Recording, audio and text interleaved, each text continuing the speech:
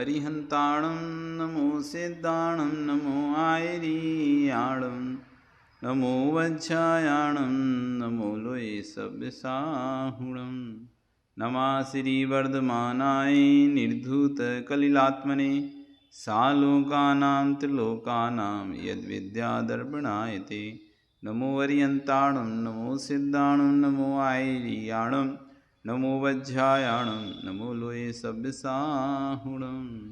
अनंतन से परमेष्टि भगवान की, आदिरम आदिनाथ भगवान की, वर्तमान शासन महावीर भगवान की, आचार्य श्री समन्वत स्वामी महाराज जी की, आचार्य गुरु विश्व सागर जी महाराज, अहिंसा में विश्व धर्म की।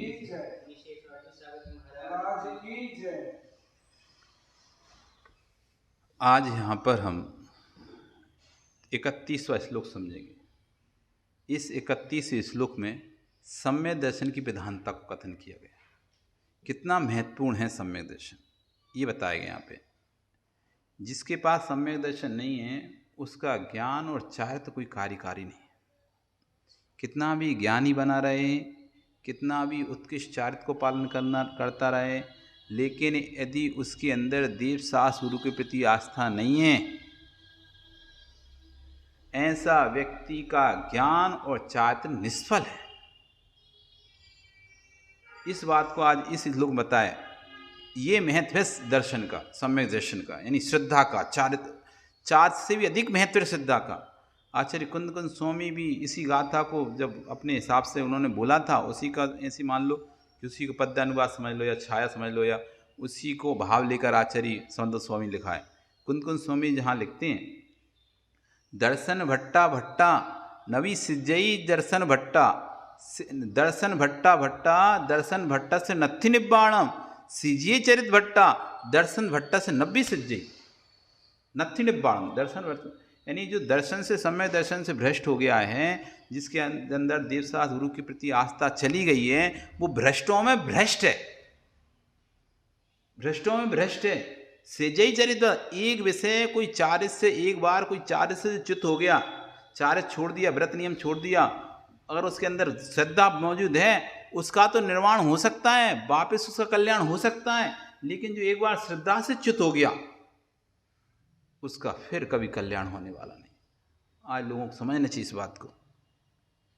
आज गाथा को अच्छे से, इस श्लोक को समन्वत स्वामी 2वीं शताब्दी के आचार्य हुए, इनको कवियों में तीर्थंकर कहा जाता है। ऐसे समन्वत स्वामी जिनके आगे अच्छे अच्छे वादी कांपते थे, जैसे सिंह की दहाड़ के आगे ना जंगल के सारे जीव कांप जाते हैं, ऐसे जब इनका सिंहनाद होता था तो अच्छे अच्छे वादी, अच्छे अच्छे ज्ञानी पानी भरते थे इनके आगे, डरते थे इनसे। कोई भी इनके आगे टिक नहीं पाता था एक क्षण के लिए भी। ऐसे समन्वत स्वामी क्या लिख रहे हैं, दर्शन ज्ञान चारित्र, दर्शनम ज्ञान चारित्रात् सादिमान मुपासनुते, दर्शनम कर्णधारम तन मोक्ष मार्गे प्रत्यक्षते।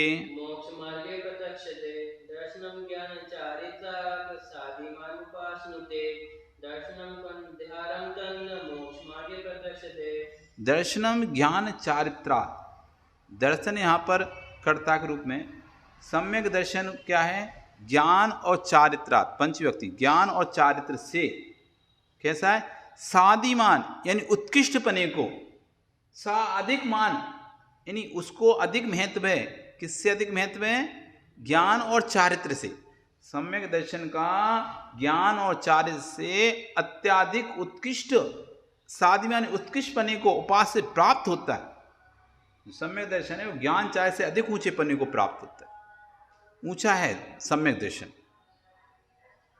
ज्ञान और चारित्र सबसे ऊंचा सम्यक दर्शन। सम्यक दर्शन होगा तभी ज्ञान सम्यक ज्ञान होगा, सम्यक दर्शन होगा तभी ज्ञान सम्यक चारित्र होगा। सम्यक दर्शन नहीं है तो ज्ञान और चारित्र सम्यक नहीं है। जैसे कहते हैं ना, किसी स्त्री का पति नहीं है तो ना तो उसकी शोभा है ना उसके बच्चे की शोभा है। किसी स्त्री के पति का पता नहीं है और उसके पास बच्चा है, वो अपने नहीं बता पाए, तो ना तो कह रहे हैं कि उसकी शोभा होगी लोक में, न उसके द्वारा संतान उत्पत्ति उसकी शोभा होगी।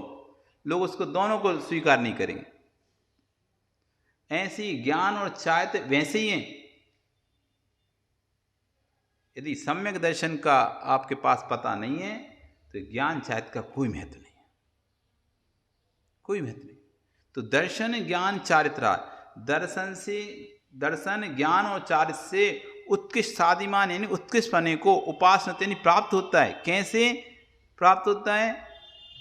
जैसे कर्णधार एक समुद्र है, नाव है और नाविक है, नाव चलाने वाला। इन तीनों में से बड़ा कौन है? महत्वपूर्ण कौन है? समुद्र महत्वपूर्ण है, नाव महत्वपूर्ण है, या चलाने वाला महत्वपूर्ण है?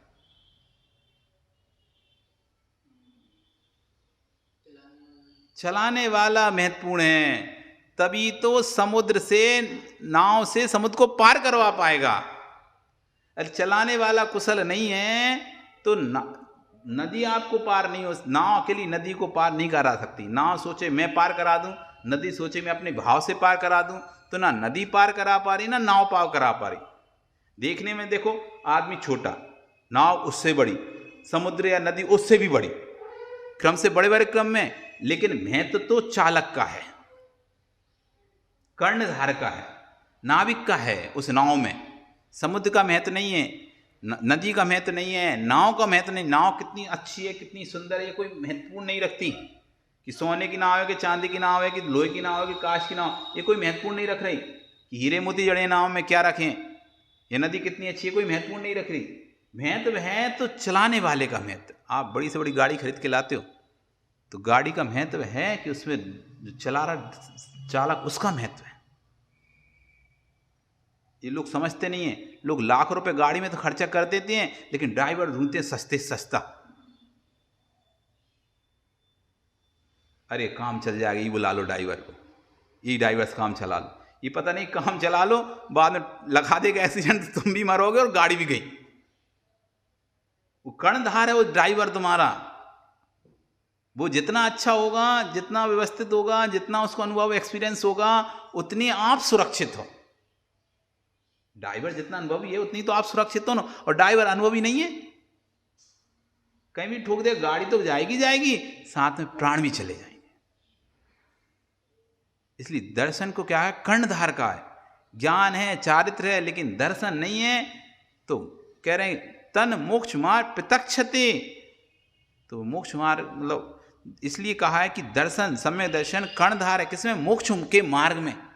जैसे रास्ते गाड़ी में कौन कर्णधार? आपका ड्राइवर कर्णधार है आपको दूसरे उधर ले जाने में। आप पूरे उसके ऊपर डिपेंड हैं। वो चाहे तो कहीं भी गाड़ी ठोक देगा, अनुभवी नहीं होगा, मर जाओगे। तो जैसे आपके रास्ते में आपको पर तराने वाला ड्राइवर है, ऐसे ही मोक्ष के मार्ग में कोई यदि कर्णधार है, मोक्ष मार्ग में तुम्हें चलाने वाला कोई है, तो वो है सम्यक दर्शन। सम्यक दर्शन नहीं हो तो आप मोक्ष के मार्ग पर नहीं चल सकते, मोक्ष का मार्ग तय नहीं कर सकते। इसलिए मोक्ष का मार्ग तय करना है तो आपको सम्यक दर्शन होना अनिवार्य है। सम्यक दर्शन यानी आपके अंदर श्रद्धा होना अनिवार्य है, आस्था होना अनिवार्य है, गुरु के प्रति भक्ति होना, प्रभु के प्रति भक्ति होना, शास्त्र के प्रति भक्ति होना अनिवार्य है। यदि थोड़ा भी आपके अंदर गुरु के प्रति भक्ति नहीं है, शास्त्र के प्रति भक्ति नहीं है, देव के प्रति भक्ति नहीं है, तो आप पढ़े रहो, कितने ही बड़े बड़े ज्ञानी बन जाओ, पंडित बन जाओ, विद्वान बन जाओ, आपका कितने ही बड़े साधु क्यों ना बन जाओ, यदि एक साधु की दूसरी साधु के प्रति आस्था नहीं है, एक साधु की दूसरे साधु के प्रति आस्था नहीं है, वो सोचता है सिर्फ मैं ही एक अच्छा साधु हूं, मैं ही तपस्या करता हूं, मैं ही उत्कृष्ट हूं और बाकी सब तो ऐसे ही हैं, तो इसकी तपस्या भी कोई कार्य का नहीं। क्योंकि महत्वपूर्ण है श्रद्धान। व्यक्ति विशेष पर श्रद्धान मत करो, आप साधु मात्र पर श्रद्धान करो। व्यक्ति विशेष आपकी आपसी हो सकती है कुछ मनमुटाव, हमारा आपसे कोई मनमुटाव हो जाए, आप कहीं दूसरी जगह दीक्षा ले लें, हम कहीं दूसरी जगह दीक्षा ले लें, और वो मनमुटाव पहले गृहस्थ अवस्था में था और वो अभी भी आपके मन में है, तो आप नहीं स्वीकार करना चाह रहे उसको, तो आपके आप उसको यदि आप ऐसा करके उसकी अवहेलना कर रहे हैं, मान लीजिए उस साधु की, तो आप सम्यक दर्शन से च्युत हो रहे हैं। मनमुटाव अपनी जगह है, श्रद्धान अपनी जगह। आपको अब साधु मात्र पर सिद्ध आना चाहिए कि जो पंच परमिष्टि की में पंचम पद है साधु, उसको जिसने धारण किया है वो मेरे लिए वंदनीय है, पूजनीय। साधु भी साधु के लिए पूजनीय है। ऐसा नहीं कि साधु नमकार मंत्र नहीं पढ़ते, उसमें पढ़ते ना नमो लोए सभ्य साउणम, ऐसा नहीं छोड़ देते कि नमो लो मम मम संग साधु नम है कि मेरे संग के साधु को नमस्कार हो। क्या बोलते हैं, लोक में जितने भी साधु हैं उन सबको मेरा नमस्कार हो।